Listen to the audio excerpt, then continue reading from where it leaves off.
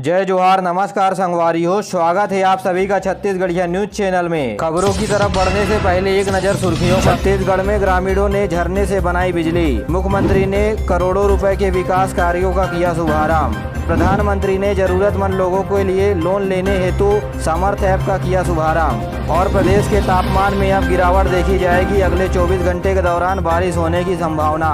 राष्ट्रीय खेलो India tournament में छत्तीसगढ़ ने जीता स्वर्ण पदक। आइए जानते हैं आप खबर विस्तार से।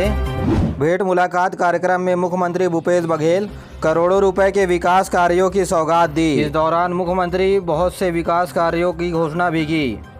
इसमें आदर्श गौठान समिति के 50 लाख रुपए के कर्जा माफी और ग्राम पंचायत के नवीन भवन का निर्माण कार्य शामिल है।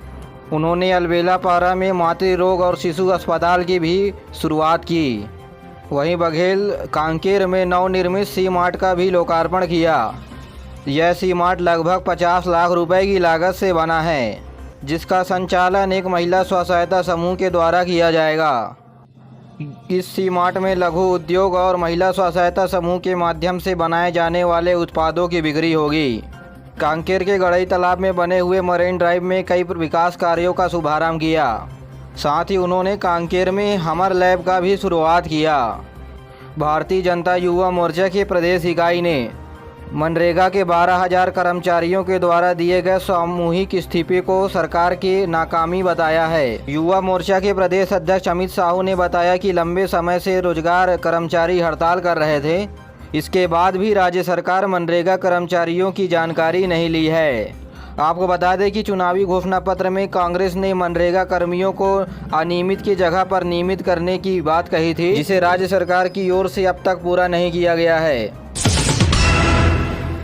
हरियाणा के पंचकुला में रखे गए खेलो इंडिया यूथ गेम में छत्तीसगढ़ के वेट लिफ्टर ज्ञानेश्वरी यादव ने स्वर्ण पदक और राजा भारती ने कांस्य पदक जीता है। पदक हासिल करने पर मुख्यमंत्री भूपेश बघेल ने दोनों खिलाड़ियों को शुभकामनाएं दी है। इस प्रतियोगिता में ज्ञानेश्वरी यादव ने 164 किलो रिकॉर्ड वजन उठाकर अपने ही रिकॉर्ड को तोड़कर स्वर्ण पदक जीता है। वहीं राजा भारती ने 211 किलो वजन उठा करके कांस्य पदक जीता है। इस प्रतियोगिता में छत्तीसगढ़ के 13 खेलों के लिए 122 प्रतिभागी भाग ले रहे हैं।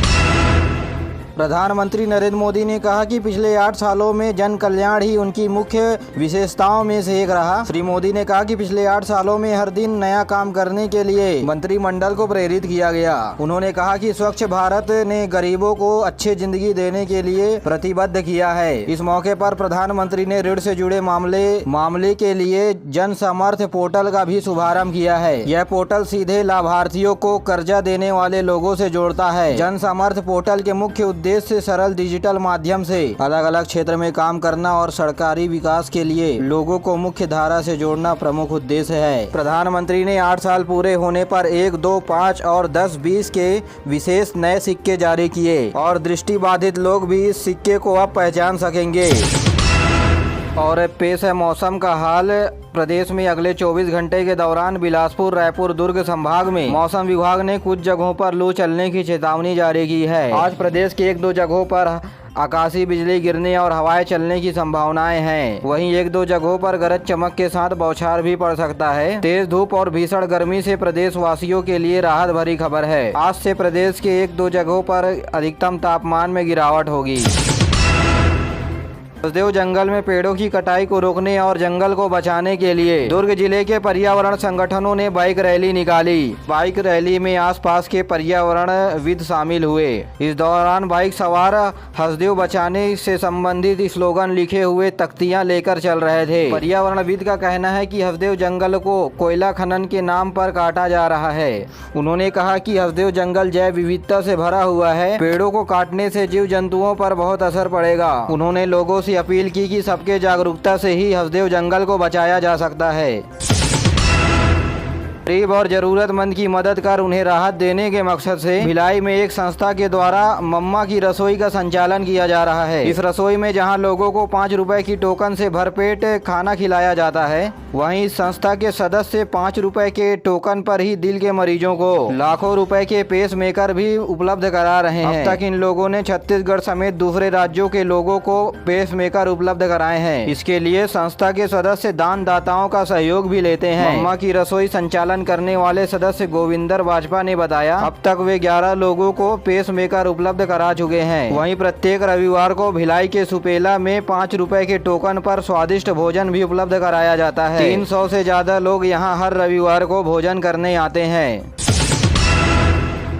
छत्तीसगढ़ में पहली बार झरने से बनी बिजली, आदिवासियों ने खुद के लिए बनाई बिजली। गांव के सभी घरों में 5-5 बल्ब का कनेक्शन देंगे। छत्तीसगढ़ में पहली बार पहाड़ी झरनों से बिजली उत्पादन का प्रयोग सफल हुआ। एक सामाजिक वैज्ञानिक ने कोशिश से रायगढ़ जिले के सुदूर जंगलों में बसे 2 गाँव के ग्रामीणों ने खुद से बिजली बनाई है। इन गाँव के प्रत्येक घर में 5-5 बल्ब का बिजली कनेक्शन देने की तैयारी की जा रही है। इस बिजली से गाँव के स्कूल और आंगनबाड़ी को भी रोशन किया जाएगा। आपको बता दें कि इस क्षेत्र का नाम माइक्रो हाइड्रल प्रोजेक्ट है और इस प्रयोग को एक सप्ताह तक गांव के 25 से 30 लोगों की मदद से यह प्रयोग चला। अब यह प्रयोग पूरी तरह से सफल रहा। झरने के पानी की मदद से 10 टरबाइन चला। इसकी वजह से 10 किलोवाट बिजली का उत्पादन हो रहा है। टरबाइन से जुड़े हुए जनरेटर ने भी जैसे वहाँ के लगे 100 वाट को बल्ब को रोशन किया है। लोग खुशी के मारे चीख पड़े। लोगों ने तालियां बजाकर अपनी कोशिशों से बनाई रोशनी का स्वागत किया। यह टीम अगले 15 दिनों में 26 घरों में 5-5 बल्ब का कनेक्शन से जोड़ देगी, तो वहीं स्कूल और आंगनबाड़ी केंद्र भी इस बिजली से रोशन किया जाएगा। प्रदेश में तुहर सरकार तुहर द्वार योजना को और मजबूत बनाने के लिए वाहन विभाग की ओर से जारी किए गए ड्राइविंग लाइसेंस और वाहन पंजीयन कार्ड पॉलीकार्बोनेट कार्ड के रूप में होंगे, जिसमें एक QR कोड होगा और QR कोड स्कैन करने के बाद व्यक्ति और वाहन से संबंधित जानकारियां सामने आ जाएंगी। ड्राइविंग लाइसेंस और पंजीयन प्रमाण पत्र के प्रिंटिंग का कार्य केंद्रीकृत कार्ड यूनिट और डिस्पैच यूनिट पंडरी रायपुर में किया जाएगा। इस योजना के तहत पॉलीकार्बोनेट से बने ड्राइविंग लाइसेंस और वाहन पंजीयन कार्ड जो उच्च गुणवत्ता लिए हुए लंबे समय तक चलने वाले होंगे। ये कार्ड सड़क परिवहन मंत्रालय दिल्ली की ओर से तय मानकों के आधार पर जारी किए जाएंगे।